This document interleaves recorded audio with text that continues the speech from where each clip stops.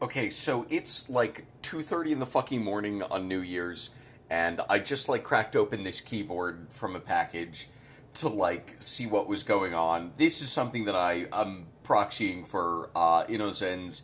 It just showed up at my door. He was like, "Hey, keep an eye out for a keyboard." What the fuck is this? Look at the texture on those caps.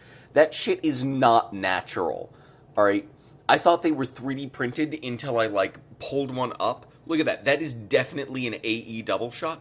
And like the bottom end of it is smooth, but then it gets weird up top.